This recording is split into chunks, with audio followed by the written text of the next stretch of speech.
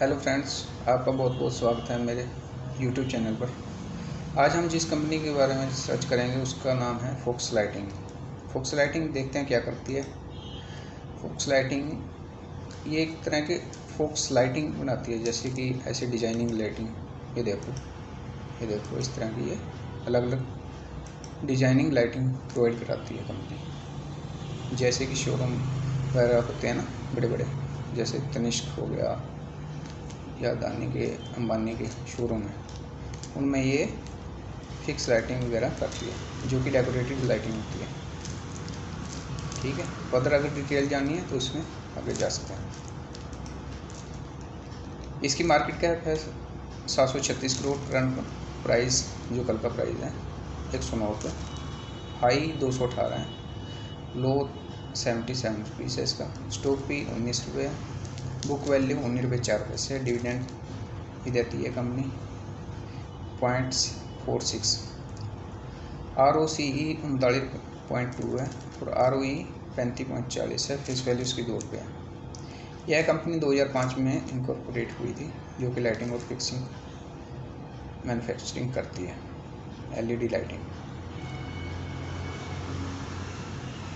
इसका अगर हम एक साल का चार्ट देखते हैं तो ये चार्ट डाउन ट्रेंड में है। डाउन ट्रेंड का चार्ट हमें नहीं लेना चाहिए। एक महीने में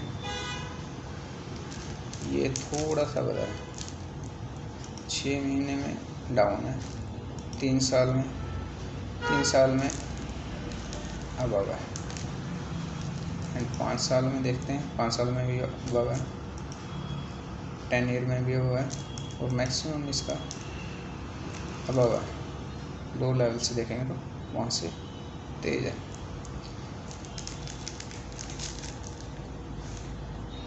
इसके प्रोस 31.3 CAGR से कंपनी ग्रो कर रही है हर साल पिछले 5 सालों से, और ROE इसकी 32.20 है पिछले का 3 सालों से।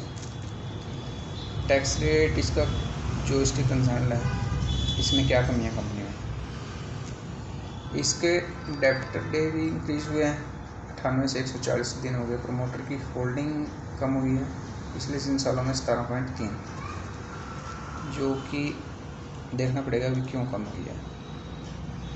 इसका कंपैरिजन देखो कंपनियों से किया है, सीमेंस किया है, ABB, CG electric, Suzlon and so on. Sales देखते हैं इस कंपनी की 2021 से, ये क्वार्टर वाइज है, यानी कि 3 महीने से 21.91 करोड़, फिर 22.86, 25, 35, 26, 40, 60, 40, 51, 56, 56, 59 एंड 54 करंट में। हम देखते हैं कि सेल इसकी हमेशा बढ़ रही है क्वार्टरली टू क्वार्टरली 2021 से 2024 के बीच में। प्रॉफिट देखते हैं इसका, पहले नेगेटिव थी कंपनी, फिर 1.62, 2.56, 4.87, फिर कम हो गया थोड़ा, फिर बढ़ गया 8, 14, 7, 11, 11.80, 10, 51, 13.18 होगी करंट में, जो कि अच्छी बात है। प्रॉफिट हमेशा अप ट्रेंड में होना चाहिए, जैसे कि कंपनी शो कर रही है। ऑपरेटिंग प्रॉफिट मार्जिन भी अच्छे होने चाहिए कंपनी के, जैसे कि इसमें 7% से पहले नेगेटिव था, फिर 7% हुए, फिर 7.94 हुए, 13 हुए, 10.90 हुए, 19 हो गए, फिर 24 हो गए, 19, 21, 20, 18, 22 और 20, 21 के आसपास, यानी कि प्रोग्रेस में है, अच्छी बात है।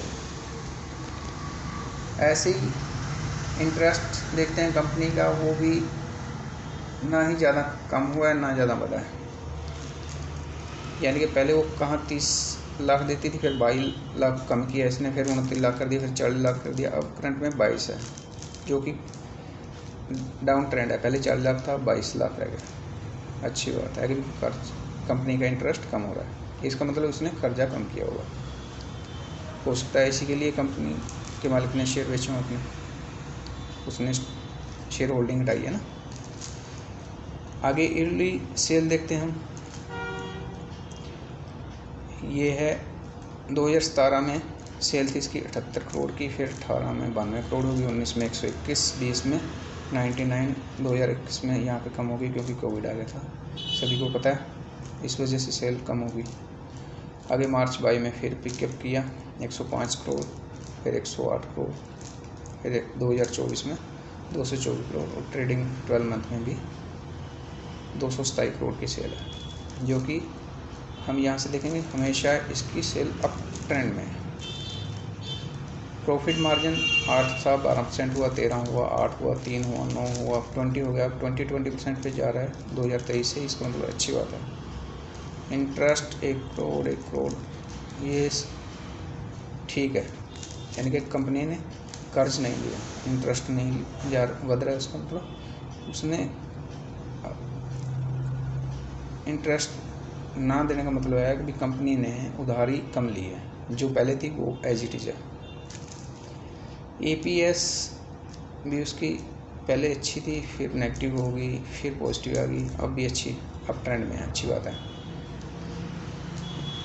उसने इक्विटी अपनी डिल्यूट की है, पहले 2 करोड़ की थी मान लो, फिर 3 करोड़ की, फिर 10 की होगी, अब 13 की होगी। रिजर्व उसके कंपनी के पास मान लो कितने रिजर्व हैं, पहले 9 करोड़ के थे, 18 करोड़ के थे, फिर 28 के, 23 के, 21 के, 25 के, 77 के और 15 के, यानी कि उसके रिजर्व भी हमेशा बढ़ रहे हैं। बोरिंग उसने क्या कुछ उधार लिया, पहले 2 करोड़ थे, 3 करोड़ थे, फिर 4 थे, 5 थे, 3 थे और अब 13 हैं, जो कि अब थोड़े बढ़े हैं। कंपनी को प्रोग्रेस करनी है तो उसको उधार में भी लेना पड़ेगा। आगे देखते हैं इसके cash from operation activity. Operation activity से वो क्या कर रही है, 2018 में 2 करोड़ था, फिर 6 करोड़ हुआ, फिर 3 हुआ, फिर 3 हुआ, फिर 6, फिर नेगेटिव में आ गया, अब 6 पॉइंट प्लस में। और इन्वेस्टिंग एक्टिविटी में उसका 0 था, फिर नेगेटिव 6 करोड़ है, फिर 9 करोड़ का लॉस, फिर 3 नेगेटिव, फिर नेगेटिव, फिर नेगेटिव, अब तो बिल्कुल ही नेगेटिव हो गया 20%, जो कि अच्छी बात नहीं है इन्वेस्टमेंट में, नेगेटिव आना। कैश फ्रॉम फाइनेंशियल एक्टिविटी, अभी जो काम कर रही है उससे क्या हो रहा है, पहले 0 था, फिर 5 हुआ, फिर प्रॉफिट, कभी लॉस। नेट कैश फ्लो में भी देखेंगे अभी ये नेगेटिव की तरफ जा रहा है, जो कि अच्छी बात नहीं है, इसको पॉजिटिव होना चाहिए। डेब्टर डे देखते हैं, डेब्टर डे उसके पहले 64 दिन थे मान लो, फिर 70 दिन में अपना पैसा वापस ले रही कंपनी, फिर 57 डे में, फिर 93 में, फिर 106 दिन में, फिर 86 दिन में और फिर 68 दिन में। अब इसके 140 दिन में पैसा वापस आ रहा है। ये डेब्टर डे कम होने चाहिए बजाय के बदले।